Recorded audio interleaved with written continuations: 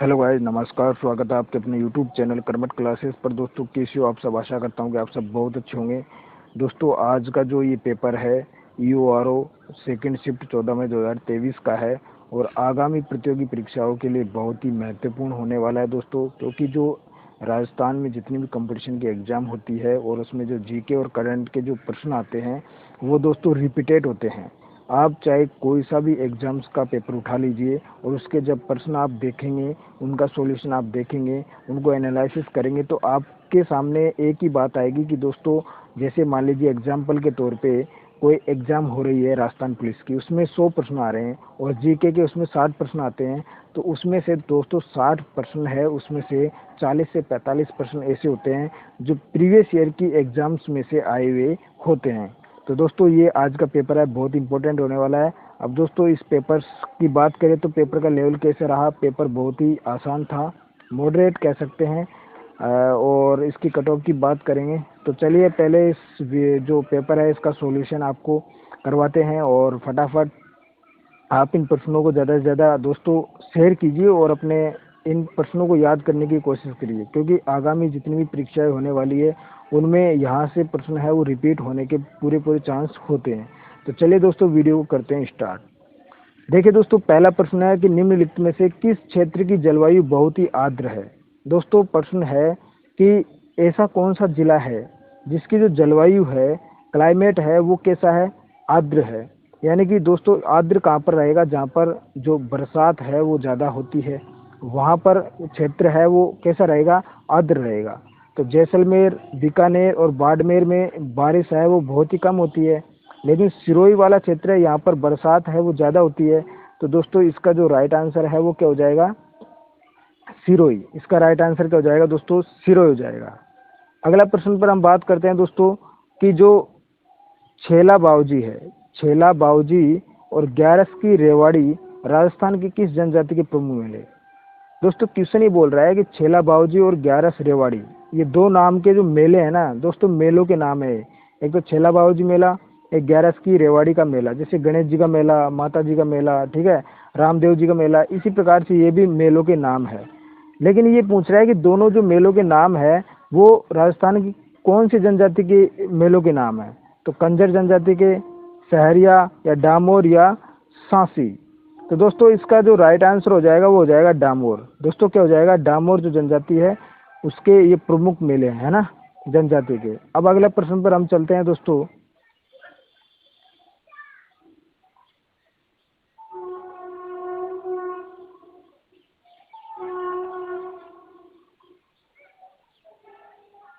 अगले प्रश्न की बात करते हैं दोस्तों यहाँ पर कि पाली जोधपुर पट्टे पर, पाली जोधपुर जो पट्टे हैं उस पर फलसुंड और मंगलोर क्षेत्र है। दोस्तों, ये दो एरियाज है जिनमें निम्नलिखित में से किस खनिज के खनन के लिए प्रसिद्ध है? दोस्तों, पाली में तो फलसुंड आता है और जोधपुर में मंगलोद आता है।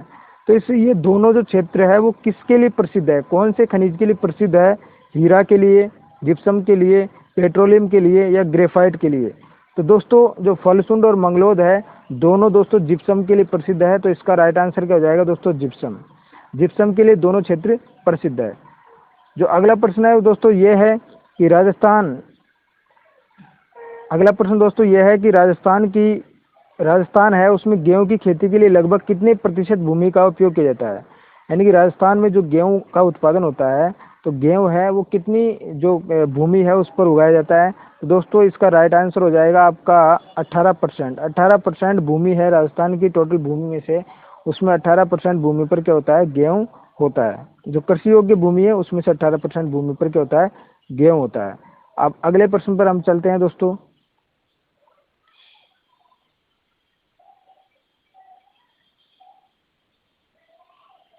अगला प्रश्न है दोस्तों यहाँ पर कि भारत के संविधान की प्रस्तावना के अनुसार, ये दोस्तों ये क्वेश्चन देखिए कि भारत के संविधान की प्रस्तावना के अनुसार निम्नलिखित में से कौन सा शब्द शामिल नहीं है?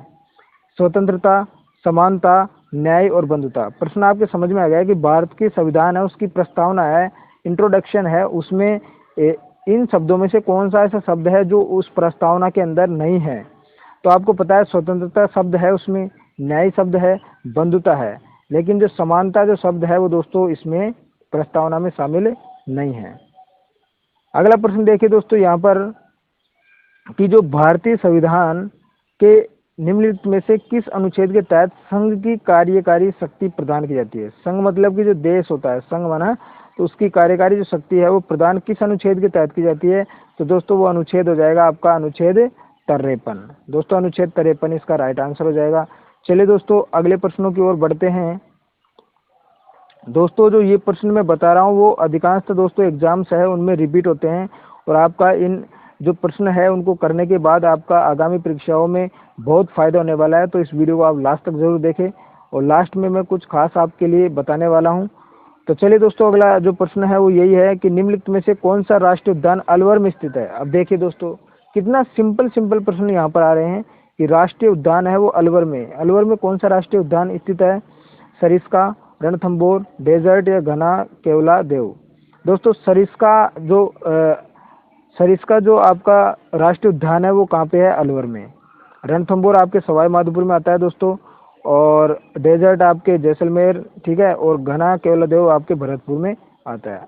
अब दोस्तों चलते हैं अगले प्रश्न पर। अगली स्लाइड ले लेते हैं दोस्तों।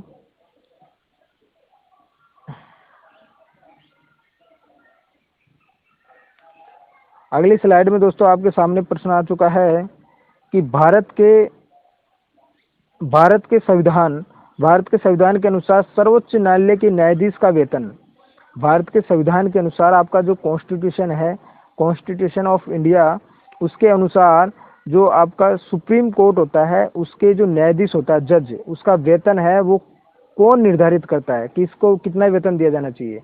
जो हमारे सुप्रीम कोर्ट के जज होते हैं उनको कितना वेतन दिया जाना चाहिए, ये कौन निर्धारित करता है। संसद करती है, राज्यपाल करते हैं, या भारत निर्वाचन आयोग करता है, या दिल्ली के मुख्यमंत्री करते हैं। तो दोस्तों इसका राइट आंसर हो जाएगा आपका संसद। संसद के द्वारा ही ये निर्णय किया जाता है कि इसको कितना वेतन दिया जाना है, और संसद के आपको पता है 2 सदन होते हैं। अगला प्रश्न है दोस्तों यहाँ पर कि निम्नलिखित में से कौन राष्ट्रपति को सहायता और सलाह देने के लिए मंत्रिपरिषद का प्रमुख बनता है। मतलब कि जो आपका राष्ट्रपति होता है उसकी हेल्प करने के लिए और उसको जो सजेशन देने के लिए, सलाह देने के लिए मंत्रिपरिषद का प्रमुख तो आपको वैसे पता ही है दोस्तों कि कौन होता है, प्रधानमंत्री, मुख्य चुनाव आयुक्त, या भारत के मुख्य न्यायाधीश, या राज्यपाल। तो दोस्तों इसका राइट आंसर आपको हो जाएगा प्रधानमंत्री। कि जो मंत्रिपरिषद होता है उसका प्रमुख कौन होता है, प्रधानमंत्री होता है। अब अगले प्रश्न पर हम चलते हैं दोस्तों।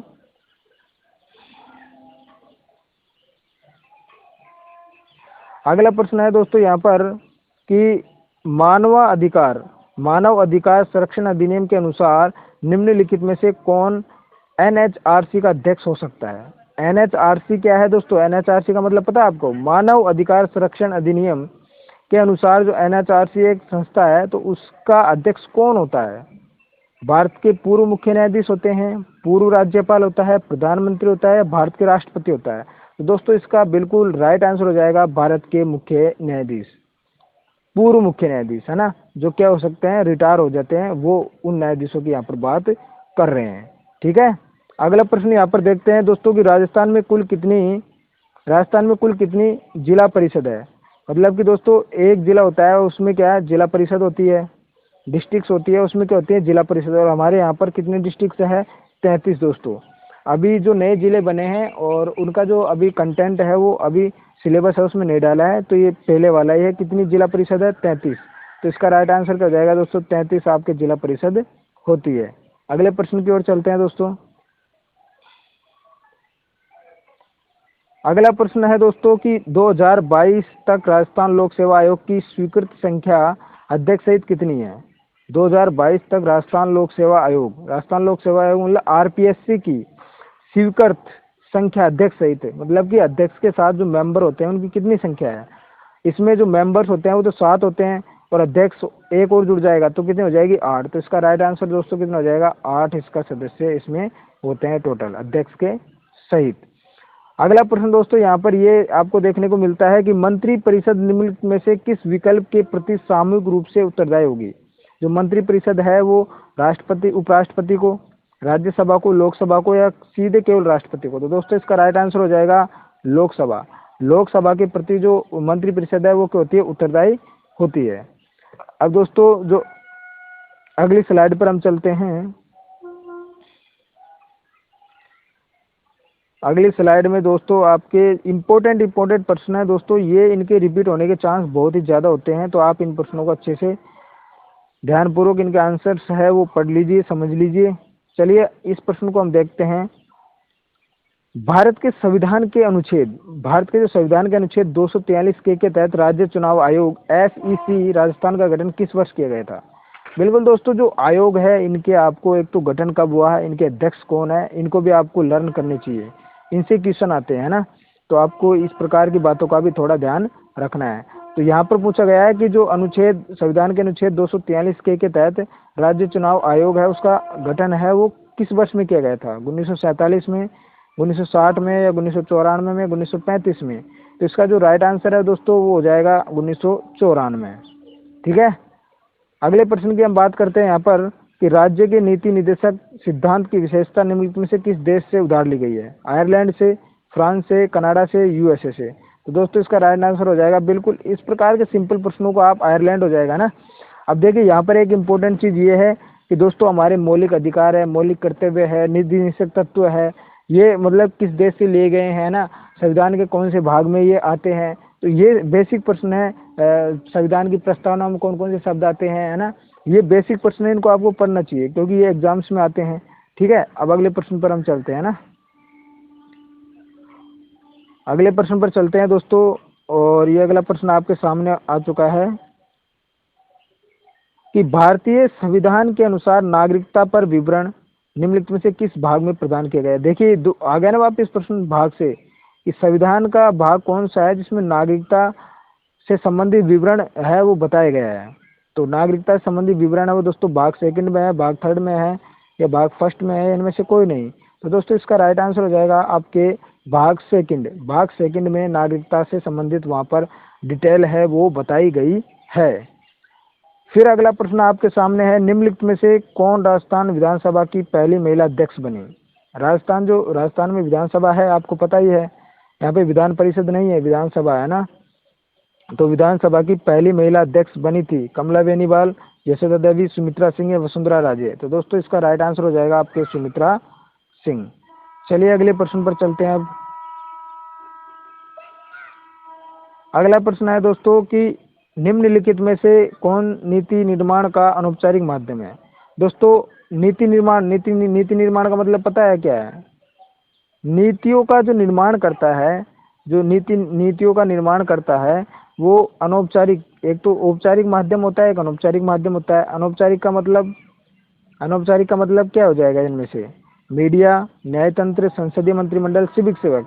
सिविल सेवक मतलब IAS होते हैं, वो औपचारिक होते हैं। संसद आपका औपचारिक होता है। न्यायतंत्र जो आपका कोर्ट होता है वो भी क्या होता है कि मतलब औपचारिक होता है। लेकिन जो मीडिया है दोस्तों, इसमें आंसर मीडिया हो जाएगा जो अनौपचारिक माध्यम है नीति निर्माण का। ठीक है। अगला प्रश्न देखिए यहाँ पर, केंद्रीय सतर्कता आयोग विधेयक को किस वर्ष संसद के दोनों सदनों द्वारा पारित किया गया? मैंने बताया आपको कि संसद के कितने सदन होते हैं? 2 सदन। तो उनके द्वारा जो केंद्रीय सतर्कता आयोग है विधेयक है उसको पारित किया गया था और राष्ट्रपति की स्वीकृति भी प्राप्त हुई थी। वो कौन सा वर्ष था? 1996 में, 2003 में, 2014 में, 1947 में? तो इसका जो राइट आंसर हो जाएगा 2003 में दोस्तों। अब अगले प्रश्न पर हम चलते हैं दोस्तों, स्लाइड चेंज करनी पड़ेगी। ठीक है।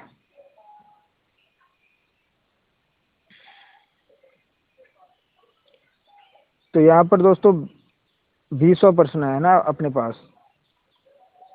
ये बोल रहा है कि निम्नलिखित में से राजस्थान के किस प्राधिकरण को एक ऐसे व्यक्ति से शिकायत प्राप्त करने और पूछताछ करने का अधिकार दिया गया है? कि निम्नलिखित में से राजस्थान के किस प्राधिकरण को एक ऐसे व्यक्ति से शिकायत प्राप्त करने और पूछताछ करने का अधिकार दिया गया है जो लोक सूचना अधिकार से जानकारी प्राप्त करने में असमर्थ रहा? वो कौन सा प्राधिकरण है बताइए? RIC है, या RSBB है, या RSTC है, या RPSC है? कौन सा ऐसा इनमें से आयोग है? तो दोस्तों इसका राइट आंसर हो जाएगा आपके पास RIC ऐसा प्राधिकरण है। ठीक है। अगला प्रश्न दोस्तों यहाँ पर आपको देखने को मिल रहा है कि जीवन और व्यक्तिगत स्वतंत्रता, आपको पता है जीवन की स्वतंत्रता, व्यक्तिगत स्वतंत्रता का जो संरक्षण है, कंजर्वेशन है, उसका जो प्रावधान है वो किस में बताया गया है? मौलिक अधिकार में, संविधान की प्रस्तावना में, नीति निषेध तत्वों में या मौलिक कर्तव्य में। इसका जो आंसर है वो क्या होगा दोस्तों, हमारी जो व्यक्तिगत स्वतंत्रता है वो हमारा क्या है, हमारा एक अधिकार है। तो मौलिक अधिकार इसका जो राइट आंसर हो जाएगा दोस्तों, क्या हो जाएगा, मौलिक अधिकार। देखिए अब अगले प्रश्न पर चलते हैं हम। अगला प्रश्न दोस्तों ये है कि राजस्थान के नागौर में प्रथम पंचायती राज व्यवस्था।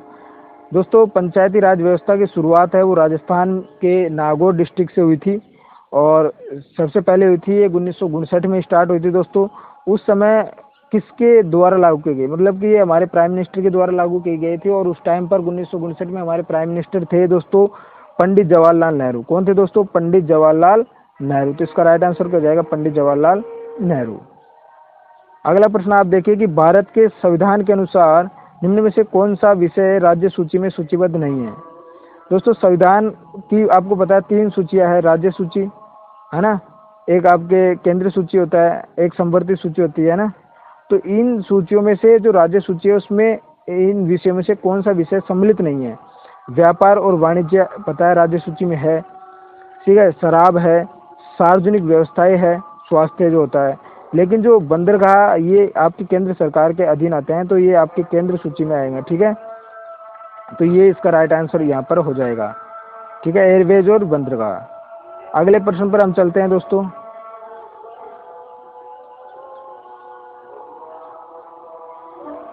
अगला प्रश्न हमारे पास है कि क्या नागरिक अधिकार पत्र, जो नागरिक अधिकार पत्र है सिटीजन चार्टर, कानूनी रूप से लागू करने योग्य है।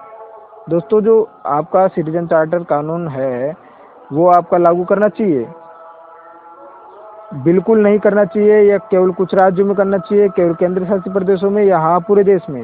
दोस्तों सिटीजन चार्टर नहीं करना चाहिए लागू, भैया ये क्यों लागू करना चाहिए यार। तो इसका राइट आंसर नहीं करना चाहिए ना।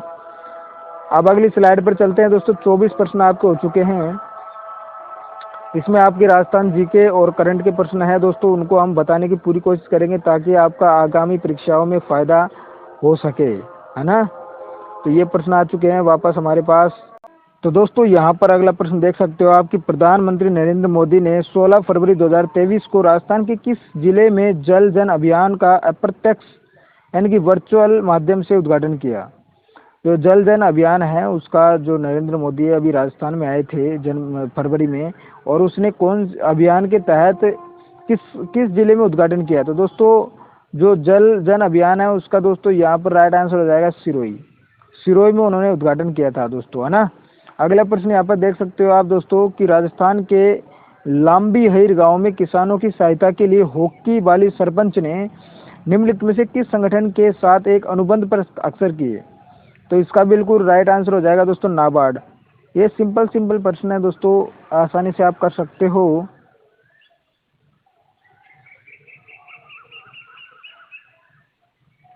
अगला प्रश्न दोस्तों यहाँ पर आप देख सकते हो कि राजस्थान के लांबे वाला हो गया ना। फिर अब देखिए हाल ही में राजस्थान की रोज सोसाइटी क्या बोल रहा है दोस्तों, रोज गुलाब सोसाइटी ने किस शहर में गुलाब प्रदर्शन का आयोजन किया। तो दोस्तों इसका जयपुर आंसर हो जाएगा, राइट, बिल्कुल जयपुर में किया था ये, है ना। अगला प्रश्न दोस्तों यहाँ पर आपको देखने को मिलेगा, अगला प्रश्न आप देखिए यहाँ पर। अगला प्रश्न देखिए दोस्तों कि हाल ही में फरवरी 2023 में राजस्थान के मुख्यमंत्री ने किस शहर में व्यास मेडिसिटी का उद्घाटन किया। हमारे जो मुख्यमंत्री अशोक गहलोत ने व्यास मेडिसिटी का उद्घाटन कौन से जिले में किया दोस्तों, अजमेर, चित्तौड़गढ़, अलवर, जोधपुर, बताइए फटाफट। तो दोस्तों इसका राइट आंसर हो जाएगा जोधपुर। जोधपुर में दोस्तों ये उद्घाटन किया था व्यास मेडिसिटी का। अगले प्रश्न पर चलते हैं दोस्तों कि 56 स्वर्ण पदक, 55 रजत और 50 कांस्य के साथ पदक तालिका में शीर्ष पर रहने के बाद किस राज्य ने खेलो इंडिया यूथ गेम्स 2023 का खिताब जीता। दोस्तों बिल्कुल महाराष्ट्र, हरियाणा, राजस्थान, कर्नाटक। तो दोस्तों इसका राइट आंसर आपको समझ में आ रहा है, महाराष्ट्र। महाराष्ट्र ने खेलो इंडिया यूथ गेम्स 2023 का खिताब जीता था। अगले प्रश्न पर हम चलते हैं दोस्तों।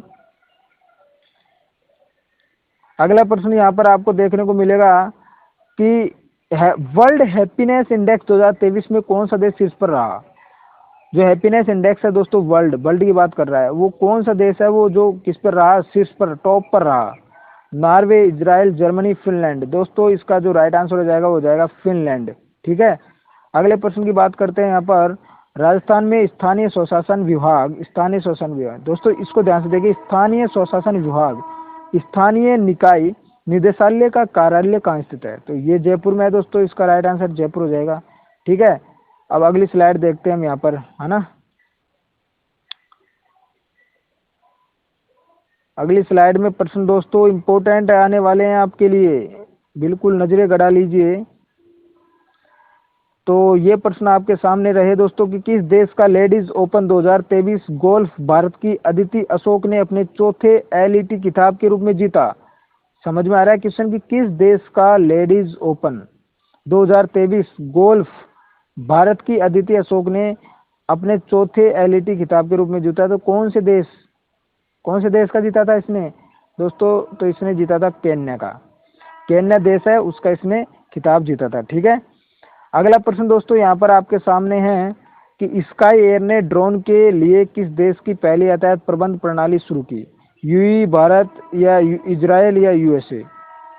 ये बोल रहा है स्काई एयर ने ड्रोन के लिए किस देश की पहली यातायात प्रबंध प्रणाली शुरू की? तो इसका आंसर आपको है कमेंट बॉक्स में देना है। ठीक है, ये प्रश्न आपके लिए, इसको आप गूगल पर सर्च कीजिए या कहीं से भी कीजिए, कमेंट बॉक्स में इसका आंसर मिलना चाहिए। ठीक है, अब अगला प्रश्न देखते हैं यहाँ पर।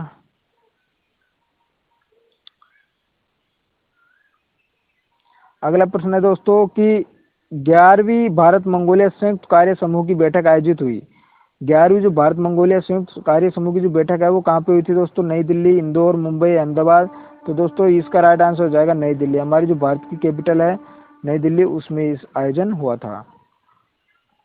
फिर प्रश्न है कि भारत का पहला वाणिज्यिक पैमाने पर बायोमास आधारित हाइड्रोजन संयंत्र किस राज्य में स्थापित किया गया?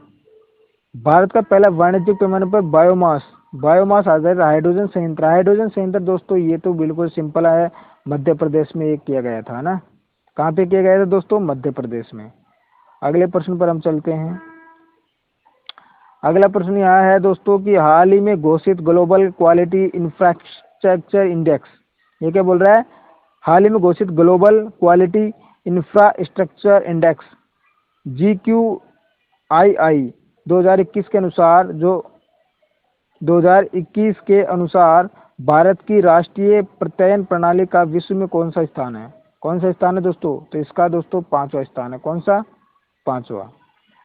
अगला प्रश्न देखिए कि किस टीम ने, ये बोल रहा है कि किस टीम ने नेशनल बीच सॉकर चैंपियनशिप 2023 जीती है? किस टीम ने जीती है? केरल ने जीती है, पश्चिम बंगाल ने जीती है, ओडिशा ने जीती है, गोवा ने जीती है? तो इसका राइट आंसर हो जाएगा दोस्तों केरल ने ये जीती है ना। अगला प्रश्न देखिए दोस्तों कि किस सरकार ने, ये बोल रहा है कि किस राज्य सरकार ने अपने बजट में एक योजना पेश की कि उम्मीदवार एक बार पंजीकरण के बाद सभी भर्ती परीक्षाओं में निःशुल्क उपस्थित होंगे? दोस्तों बिल्कुल ये आपके राजस्थान ने की है, बिल्कुल राइट आंसर है दोस्तों राजस्थान। एक बार आप पंजीकरण करवा दो, फिर आप जो आगामी भर्ती परीक्षा है जिनका फॉर्म भरोगे उसका आपका निःशुल्क हो जाएगा। एक बार फीस देनी पड़ेगी, आपको रजिस्ट्रेशन करवाना पड़ेगा, उसके बाद में आपको कोई फीस नहीं देनी पड़ेगी। ठीक है, तो अगली स्लाइड पर चलते हैं। अब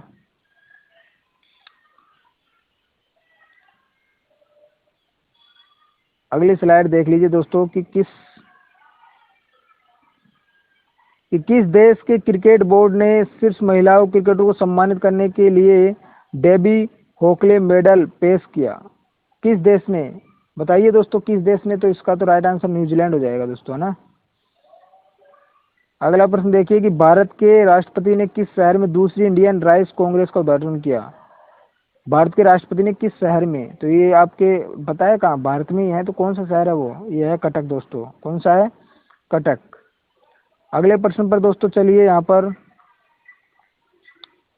अगला प्रश्न है कि किस राज्य का मंदिर अनुष्ठानों के लिए एक यांत्रिक सजीव जैसे हाथी का उपयोग करने वाला देश का पहला मंदिर बन गया है?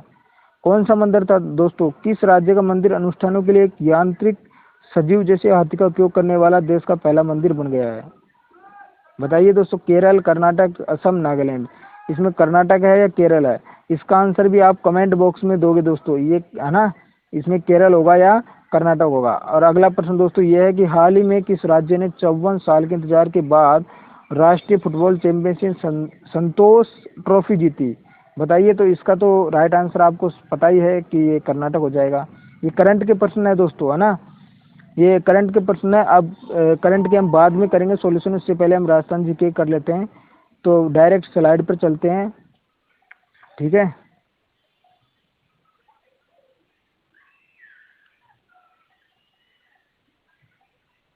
ये हमारी स्लाइड आ चुकी है दोस्तों। बिल्कुल राजस्थान जीके के प्रश्न पहले हम करेंगे, उसके बाद में ही करंट के प्रश्न हम करने वाले हैं, ठीक है। आ गया हमारे पास इम्पोर्टेंट प्रश्न दोस्तों कि मध्य पाषाणकालीन उपकरण चित्तौड़ में किस नदी के किनारे और विराट नगर से मिले। ये बोल रहा है मध्य पाषाणकालीन उपकरण है वो चित्तौड़ में, तो कौन सी नदी किनारे और विराट नगर से मिले हैं, है ना। तो कौन सी नदी थी, बेड़च। दोस्तों यहाँ पर जो ये बेड़च है दोस्तों, बेड़च, इंग्लिश में आप देख सकते हो बेराच लिख रखा है, लेकिन ये बेड़च नदी है ना। चित्तौड़ में कौन सी नदी है, बेड़च नदी है। और मध्य पाषाणकालीन आपके उपकरण यहाँ पर मिले हैं। मध्य पाषाणकालीन उपकरण और कहाँ कहाँ से मिले हैं दोस्तों, भीलवाड़ा मिले हैं ना, और आपके तिलवाड़ा बाड़मेर से मिले हैं। तो इसका राइट आंसर क्या हो जाएगा, आपके बेड़च।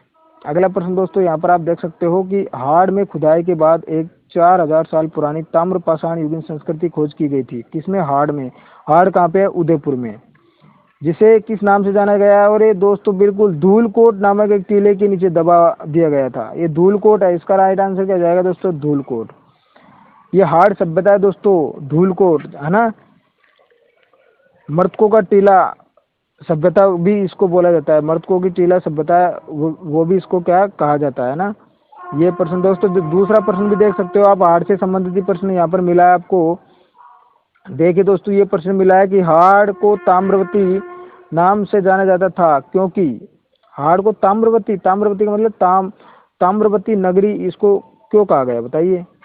ताम्रवती जो सभ्यता है वो क्यों कहा गया, ताम्रवती जननी, मतलब कि जो ताम्रवती जो सभ्यता है उनकी जननी किसे कहा था, गणेश्वर सभ्यता जो सीकर में है। लेकिन ये बोल रहा है हाड़ को ताम्रवती नाम से क्यों जाना जाता है, घर बनाने के लिए। इसका राइट आंसर, जली हुई ईंटों का निर्माण पाया गया है, अर्थव्यवस्था शिकार और पशुपालन पर आधारित थी, बड़ी संख्या में तांबे के औजार उपकरण मिले।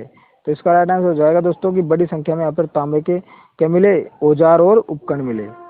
अगला प्रश्न आप देखिए दोस्तों। अगला प्रश्न है कि यहाँ पर आपको देखने को मिलेगा कि राजस्थान के एकीकरण के चरणों में मत्स्य संघ के, मत्स्य में दोस्तों बिल्कुल ये मत्स्य संघ है, 7 चरणों में एकीकरण हुआ था राजस्थान का। तो मत्स्य संघ में कौन कौन सी रियासत शामिल थी, तो कोटा, टोंक, बूंदी, झालावाड़, प्रतापगढ़, डूंगरपुर, बांसवाड़ा, किशनगढ़, शाहपुरा, या जयपुर, जोधपुर, बीकानेर, जैसलमेर, या अलवर, भरतपुर, धौलपुर, करौली। दोस्तों ABCD, इसका राइट आंसर क्या हो जाएगा, ABCD, अलवर, भरतपुर, धौलपुर, करौली। और जो मत्स्य संघ थी इसकी जो राजधानी थी वो किसको बनाया गया था दोस्तों, अलवर को बनाया गया था। और इसके जो दोस्तों जो आपके प्रधानमंत्री, वो इसके प्रधानमंत्री की बात करें तो कौन था, शोभाराम कुमावत, मत्स्य संघ का ना। अगले प्रश्न पर चलते हैं दोस्तों।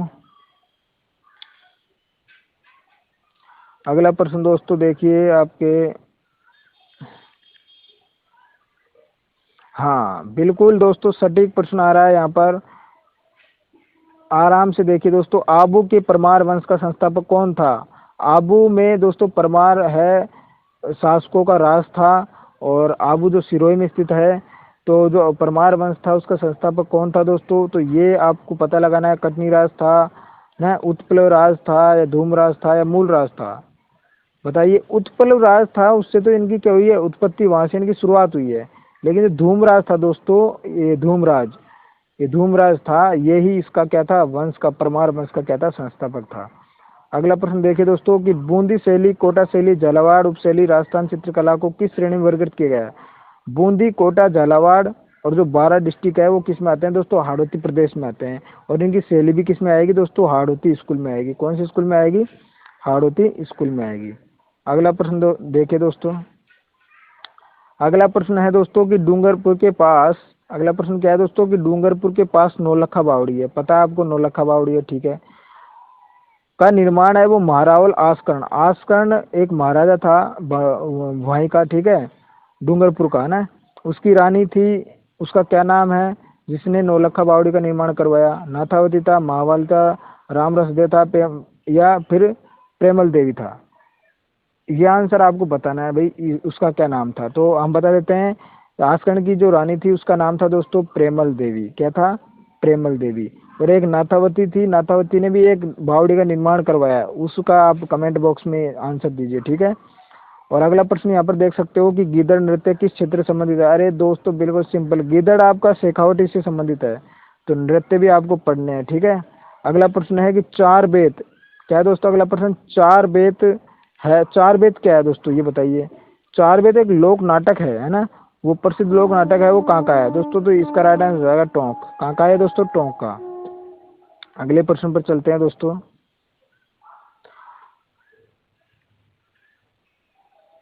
अगला प्रश्न है दोस्तों कि हाड़ा राजपूत, हाड़ा मतलब हाड़ा शासक है, वो कौन से हाड़ौती प्रदेशों में ही हाड़ा शासक है, उन्होंने क्या राज किया, द्वारा शासित क्षेत्र में बोले, यानी कि हाड़ा राजपूतों द्वारा शासित क्षेत्र है इन्होंने जहाँ पर शासन किया, उन क्षेत्रों में बोली जाने वाली जो बोली है उसको क्या कहा जाता है? मेवाती, भीली, बागड़ी, हाड़ौती। भाई हाड़ा शासक है तो हाड़ौती तो उनकी बोली रहेगी ना।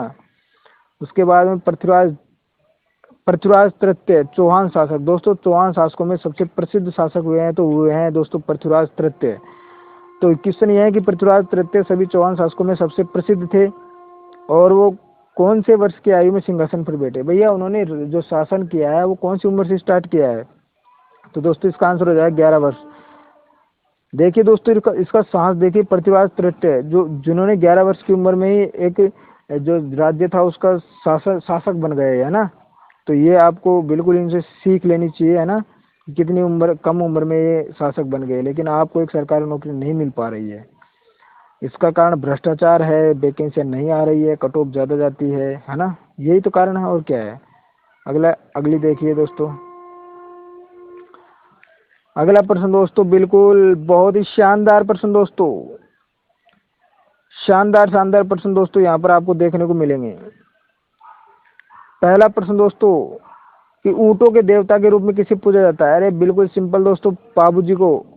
पाबू जी, इनका जन्म कोलमुंड कहाँ पे हुआ था? कोलमुंड में तो हुआ था। रामदेव जी है, देवनारायण आपके, ठीक है। चलिए अगला प्रश्न देखिए यहाँ पर फिर। माओ जी के अन्यायी उन्हें विष्णु का मानते थे, कलिक अवतार दोस्तों, कलिक अवतार मानते थे। जो माओ जी के अन्याय थे वो क्या मानते थे? अन्याय किसे बोलते हैं? जिन जो मतलब कि जैसे मान लीजिए मैं बौद्ध धर्म को मानता हूँ तो बौद्ध धर्म के अनुयायी हो गया, उसी प्रकार से माओ जी एक लोक देवता है, उनको मानने वाले हैं अन्याय कहलाते हैं, और उन्हें विष्णु का क्या मानते थे? कल के अवतार मानते थे, ठीक है। अगला प्रश्न देखिए, राजस्थान के किस मेले को आदिवासियों का कुंभ कहा जाता है? कपिल मुनि, खाटू श्याम जी, जीण माता, बेणेश्वर। दोस्तों आदिवासियों का कुंभ है वो बिल्कुल बेणेश्वर को कहा जाता है। अगले प्रश्न पर चलते हैं दोस्तों। अगला प्रश्न है कि महिलाएं बोरला नामक आभूषण कहाँ पहनती है? दोस्तों आभूषण संबंधित प्रश्न आता ही है तो आभूषण आपको पढ़ने हैं। बोरला नामक एक आभूषण है जो सुहाग का प्रतीक होता है, यानी कि जो जिन स्त्रियों का विवाह होता है और विवाह के एक सुहाग के तौर पर इसको पहना जाता है, तो वो कहाँ पहना जाता है? कान में, सिर में, हाथ में, नाक में। तो दोस्तों ये आपके पता है सिर में बोरला है, बोरला, रखड़ी, ये सब सिर में आपको पहने जाने वाले गहने हैं, आभूषण है, ठीक है। अगला प्रश्न है कि किन वर्ष जयपुर वेधशाला, किस वर्ष में जयपुर वेधशाला, जयपुर वेधशाला का क्या नाम है दोस्तों? जंतर मंतर एक वेधशाला है ना, को यूनेस्को द्वारा विश्व धरोहर स्थल के रूप में मान्यता दी गई थी। विश्व धरोहर की सूची में इनको शामिल किया गया था किस वर्ष? 2010 में दोस्तों, 2010 में किया गया था इसको, है ना। जिस भी बच्चे का ये पेपर है उसने बहुत सारे प्रश्न है वो सही किए हैं दोस्तों। और चलिए अगले प्रश्न पर फिर। अगला प्रश्न है दोस्तों कि निम्नलिखित में से राजस्थान का कौन सा शहर कुंड और बावड़ियों के शहर के रूप में जाना जाता है? दोस्तों ऐसा कौन सा शहर है जहाँ पर बहुत ही अधिक संख्या में कुंड है, बावड़िया है? तो दोस्तों वो एक ही शहर है जिसका नाम है बूंदी। उसके बाद में एक प्रश्न है दोस्तों, रचना है रिंद्रोही के लेखक। रिंद्रोही एक रचना है जिसके लेखक कौन है? मणिमुद्रकर है, तेज सिंह जोधा है, या अर्जुन देव चारण है, या मलचंद तिवारी है? तो इसका राइट आंसर हो जाएगा अर्जुन देव चारण। ये एक थोड़ा सा अलग टिपिकल प्रश्न आया है, बाकी सिंपल प्रश्न है ना। अगली स्लाइड पर चलते हैं दोस्तों।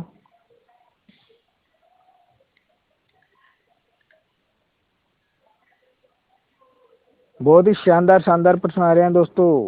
देखिए शानदार प्रश्न क्या है कि बेगू किसान आंदोलन से प्रश्न आया दोस्तों। बिजोलिया किसान आंदोलन है, आपके बेगू किसान आंदोलन है ना। तो बेगू किसान आंदोलन है, उसका नेतृत्व किसने किया था? विजय सिंह पथिक, मोतीलाल पटेल, हरिभाऊ उपाध्याय, रामनारायण चौधरी। तो रामनारायण चौधरी था, वही बेगू किसान आंदोलन का नेतृत्व करता था। और इसको किसने भेजा था दोस्तों? इसको भेजा था आपके विजय सिंह पथिक ने, है ना। ये आपको ध्यान रखना है, विजय सिंह पथिक ने किसको भेजा था? रामनारायण चौधरी को भेजा था, है ना। तो ये इसका राइट आंसर क्या हो जाएगा? रामनारायण चौधरी। अगला प्रश्न देखिए दोस्तों कि राजस्थान को उसकी भू आकृति की दृष्टि से कितने प्रमुख क्षेत्रों में बांटा गया है? तो इसको दोस्तों 4 प्रमुख क्षेत्रों में बांटा गया है राजस्थान को भू आकृति के आधार पर। जैसे आपका इधर मरुस्थलीय प्रदेश हो गया, ठीक है, आपका हाड़ौती प्रदेश हो गया, आपका उत्तरी पूर्वी मैदानी प्रदेश हो गया आपका, है ना, आपका अरावली पर्वतीय प्रदेश हो गया। तो 4 ये प्रमुख भू आकृति के आधार पर आपके भागों में बांटा गया था, है ना। अगला प्रश्न आप देख सकते हो कि राजस्थान में 100 टापुओं का क्षेत्र के नाम से किसे जाना जाता है? 100 टापुओं का जो शहर है वो किसे कहा जाता है? जालोर, बांसवाड़ा, उदयपुर, डूंगरपुर। तो दोस्तों 100 आपके जो टापू है वो बांसवाड़ा को कहा जाता है ना। अगला प्रश्न देखिए यहाँ पर कि निम्नलिखित में से कौन सी राजस्थान की खारे पानी की प्रमुख झील नहीं है? अब आपको पता होना चाहिए कि खारे पानी की कौन कौन सी झीलें होती है। डिडवाना है, लूणकसर है, पचपदरा है, लेकिन जो डेबर झील है वो दोस्तों नहीं है। तो इसका आंसर डेबर झील हो जाएगा। राजसमंद झील ये आपके कहाँ पर है? जयसमंद झील है, उसको डेबर झील कहा जाता है। ये गोमती नदी उसका पानी इसमें आता है। और ये आपके कहाँ पर स्थित है? उदयपुर में स्थित है ना। ठीक है, अगला प्रश्न देखते हैं फिर। बहुत ही अच्छे अच्छे प्रश्न आए दोस्तों, रिपीट होने के इनके बहुत चांस रहेंगे आगामी परीक्षाओं में। राजस्थान में अंतःस्थलीय प्रवाह के मैदान को खालिस्तान के नाम से जाना जाता है। तो दोस्तों इसका राइट आंसर हो जाएगा शेखावटी प्रदेश। शेखावटी प्रदेश में दोस्तों अंतःस्थलीय प्रवाह क्षेत्र है। वहाँ पे एक नदी है जो कि दोस्तों अंतःस्थलीय प्रवाह क्षेत्र को प्रदर्शित करती है। अगला प्रश्न देखिए कि आपके राजस्थान जो संघ था, राजस्थान का जब एकीकरण हो रहा था उस समय एक चरण था, उसका नाम था राजस्थान संघ के लिए विलय पत्र पर हस्ताक्षर जो करते टाइम पर एक शासक ने कहा था कि मैं अपने डेथ वारंट पर हस्ताक्षर कर रहा हूँ। उस शासक का क्या नाम है? मेवाड़ के महाराणा भूपाल सिंह, कोटा के महाराणा और बीर सिंह, जयपुर के महाराजा मान सिंह या बांसवाड़ा के महारावल चंद्रवीर सिंह। तो दोस्तों बांसवाड़ा के थे वो महारावल चंद्रवीर सिंह, जिन्होंने ये कहा था कि मैं अपने डेथ वारंट पर हस्ताक्षर कर रहा हूँ। अगला प्रश्न देखिए दोस्तों।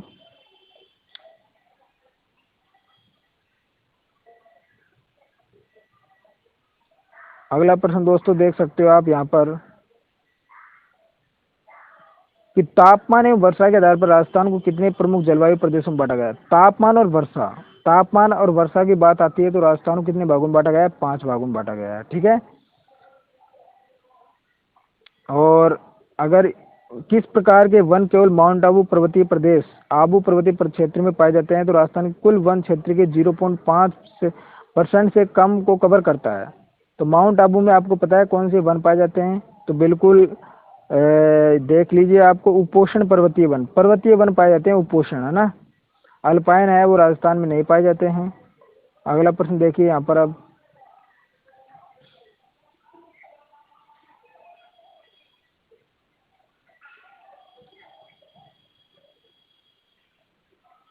अगला प्रश्न है दोस्तों कि लाल पीली मृदा है वो कौन से जिले में पाई जाती है? तो दोस्तों ये तो सवाई माधोपुर में पाई जाती है। ये तो बिल्कुल सिंपल प्रश्न था।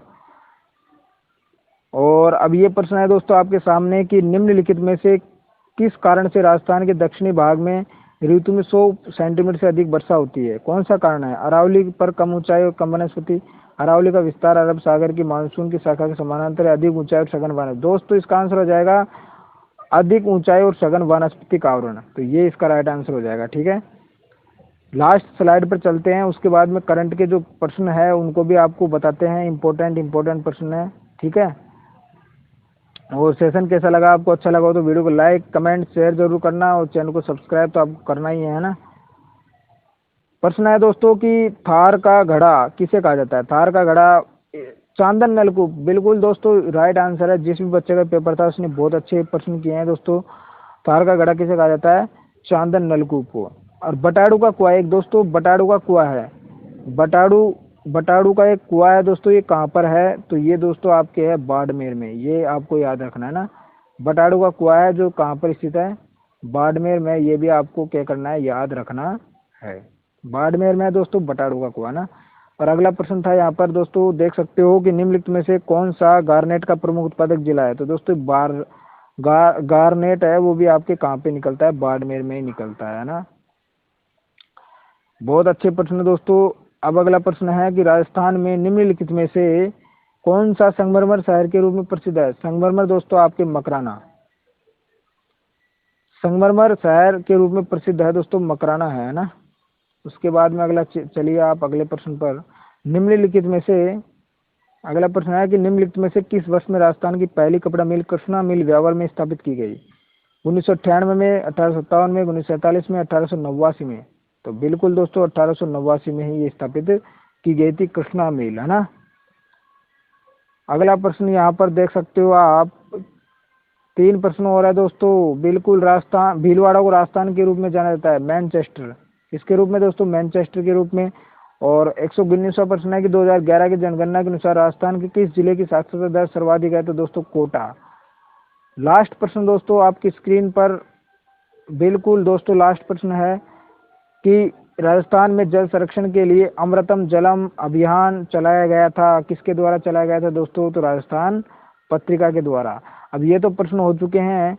अब हम यहाँ पर क्या करते हैं, आपके जो करंट के प्रश्न रह गए हैं उनको और देख लेते हैं एक बार। इम्पोर्टेंट प्रश्न ही है दोस्तों, वो भी फायदेमंद रहेंगे आप अगर उन प्रश्नों को देखते हो तो, है ना। हाँ ये प्रश्न आ चुके हैं अब आपके लिए, है ना, इनको देखिए आप। नगर पालिका वाले प्रश्न नहीं करेंगे क्योंकि वो आपके एग्जाम्स में रिपीट ही नहीं होंगे, है ना, वो नगर पालिका वाले एग्जाम में आएंगे, तो अधिनियम वगैरह उन प्रश्नों की हम चर्चा यहाँ पर नहीं करेंगे। तो ये प्रश्न है दोस्तों आपके सामने कि बोइंग का पहला वैश्विक समर्थन केंद्र किस शहर में स्थापित किया जाएगा। बोइंग का पहला वैश्विक समर्थन केंद्र, तो इसका राइट आंसर हो जाएगा गुरुग्राम। ठीक है, करंट के प्रश्न है दोस्तों। भारत के, अगला प्रश्न है दोस्तों कि भारत के सर्वोच्च न्यायालय हाई कोर्ट मतलब सुप्रीम कोर्ट के 73वें स्थापना दिवस के मुख्य अतिथि किस देश के मुख्य न्यायाधीश थे। किस देश के थे दोस्तों बताइए। तो ये दोस्तों थे आपके सिंगापुर के, किसके दोस्तों, सिंगापुर के, है ना। अगला प्रश्न देखिए दोस्तों। अब इसमें इम्पोर्टेंट जो प्रश्न है उनकी हम बात करेंगे यहाँ पर ना। यहाँ पर दोस्तों था कि राजस्थान नगर पालिका अधिनियम 2009 की धारा 5 के अनुसार निम्नलिखित में से किस क्षेत्र नगर निगम स्थापना, ये नगर पालिका संबंधी प्रश्न है। ये नगर पालिका संबंधी प्रश्न है, ठीक है, ये नगर पालिका संबंधी प्रश्न है। हाँ ये प्रश्न आया है एक कि महिला प्रीमियर लीग 2023 के लिए खिलाड़ी की नीलामी में सबसे महंगी खिलाड़ी कौन थी। तो वो दोस्तों स्मृति मंदाना थी, ये तो आपको पता ही है। अगला प्रश्न दोस्तों देखिए यहाँ पर,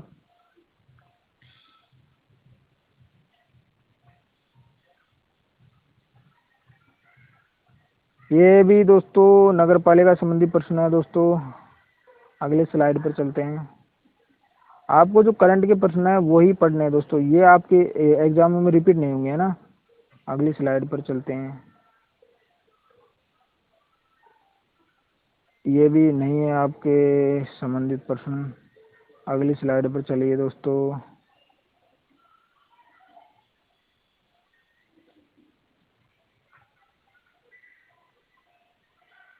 ये भी नहीं है।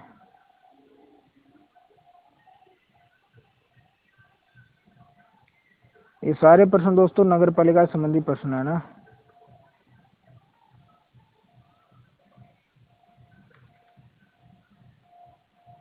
नगर पालिका संबंधित प्रश्न है दोस्तों ये, है ना। ये दोस्तों करंट के भी है कुछ प्रश्न इसमें। हाँ ये आ गए, करंट के प्रश्न आ गए हैं दोस्तों कि राजस्थान के मुख्यमंत्री वर्ष 2020 में लगभग कितने रसोइयों के माध्यम से इंदिरा रसोई योजना की शुरुआत की गई थी। तो 358 थी दोस्तों, है ना। उसके बाद में ये प्रश्न है कि मार्च 2023 तक लगभग राजस्थान में प्रधानमंत्री आवास योजना के तहत कितने घर पूर्ण वितरित किए गए। तो 1 पॉइंट दोस्तों इसमें आ जाएगा 7 लाख, 1.7 लाख, है ना। उसके बाद में ये प्रश्न है दोस्तों कि निम्नलिखित में से कौन सा प्रधानमंत्री आवास योजना का घटक नहीं है। तो इसमें एसपीआई नहीं है दोस्तों, एसपीआई, है ना। उसके बाद में अगला प्रश्न था दोस्तों कि नल जल आपूर्ति के बाद अमृत योजना का प्राथमिक क्षेत्र कौन सा था। तो वर्षा जल संचयन दोस्तों, ये चौथा ऑप्शन इसमें राइट आंसर हो जाएगा। उसके बाद में दोस्तों ये 2 प्रश्न और देखिए आप। अमृत योजना, क्या दोस्तों कि अमृत योजना के तहत कितने शहर शामिल है? तो इसमें राइट आंसर हो जाएगा 500 शहर शामिल है। अगला प्रश्न है, निम्नलिखित में से कौन सी समिति स्वच्छ भारत मिशन की समग्र निगरानी और पर्यवेक्षण के लिए जिम्मेदार होगी? कौन सी ऐसी जो संस्था है वो इसका काम करेगी? तो NARC, HPC, NFC या नीति? तो इसका राइट आंसर हो जाएगा नीति है वो ये काम करने वाली है। और ये लास्ट स्लाइड है दोस्तों, इसमें भी आपके कुछ इम्पोर्टेंट प्रश्न हो सकते हैं। हाँ, इंदिरा गांधी, ये रहा ना, बिल्कुल सही है। इंदिरा गांधी शहर रोजगार गारंटी योजना के तहत शहरी क्षेत्रों में रहने वाले जरूरतमंद जो परिवार है उनको 1 वर्ष में कितने दिनों का रोजगार प्रदान किया जाएगा? दोस्तों 100 दिनों का। कितने दिनों का? 100 दिनों का। बिल्कुल अच्छा प्रश्न था दोस्तों। उसके बाद में एक प्रश्न और यहाँ पर आप देख सकते हो कि निम्नलिखित में से कौन सा Indira Gandhi urban credit card योजना के लाभ प्राप्त करने के लिए पात्रता मानदंड नहीं है? ये भी है दोस्तों, ये है, लेकिन ये चौथा वाला भैया 1 साल में 1 लाख से कम, ये नहीं है इसका, है ना, ये हो जाएगा इसका आंसर। उसके बाद में दोस्तों ये देखिए हेरिटेज। अब ये प्रश्न दोस्तों पहले उसमें तो फुल फॉर्म पूछी थी जो फर्स्ट शिफ्ट थी, और इसमें पूछ लिया दोस्तों कि heritage city development and augmentation योजना हृदय के लिए प्रारंभिक चरण में कितने शहरों की पहचान की गई? तो दोस्तों इसका जो आंसर हो जाएगा वो 12 शहर है ना। अब एक प्रश्न और है दोस्तों आपके सामने कि निम्नलिखित में से कौन सा दीनदयाल अंत्योदय योजना NULM योजना का उद्देश्य है? ग्रामीणों को मुफ्त स्वास्थ्य देखभाल प्रदान करना, शहरी बघेरों को आश्रय प्रदान करना, ग्रामीण बेघरों को न्यूनतम पोषक भोजन प्रदान करना है, ग्रामीणों को मुफ्त शिक्षा प्रदान करना। तो दोस्तों इसका राइट आंसर हो जाएगा कि शहरी जो बेघर है, जिनके घर नहीं है, उनको क्या देना? उनको आश्रय देना, यानी कि उनको घरों की पूर्ति उनकी करना। ये दीनदयाल अंत्योदय योजना है, उसका लक्ष्य था दोस्तों। ये आपका जो पेपर है उसका सॉल्यूशन हो चुका है, और जितने भी यहाँ पर जो क्वेश्चंस हमने बताए हैं दोस्तों, ये आपके एग्जाम्स है उसमें रिपीट होने के चांस बहुत ज़्यादा रहते हैं। करंट के प्रश्न और जीके, जो नगर पालिका के प्रश्न है वो प्रश्न आपके एग्जाम्स है उनमें रिपीट नहीं होंगे, सिर्फ वो नगर पालिका से संबंधित जो वैकेंसी निकलेगी उनमें ही उनके प्रश्न आएंगे, है ना। तो वीडियो आपको कैसा लगा? अच्छा लगा हो तो लाइक कमेंट शेयर जरूर कर देना, और इसी प्रकार के इंटरेस्टिंग वीडियो देखने के लिए दोस्तों चैनल को सब्सक्राइब कर दीजिए। आपकी हेल्पफुल वीडियो हम यहाँ पर बनाते रहते हैं, ठीक है। और किसी प्रकार की कोई समस्या डाउट है तो 9358222540 पर कॉल कर सकते हैं, व्हाट्सअप कर सकते हैं, टेलीग्राम कर सकते हैं, ठीक है दोस्तों। मिलते हैं फिर अगले इंटरेस्टिंग वीडियो के साथ, तब तक के लिए बाय, टेक केयर, जय हिंद, जय भारत।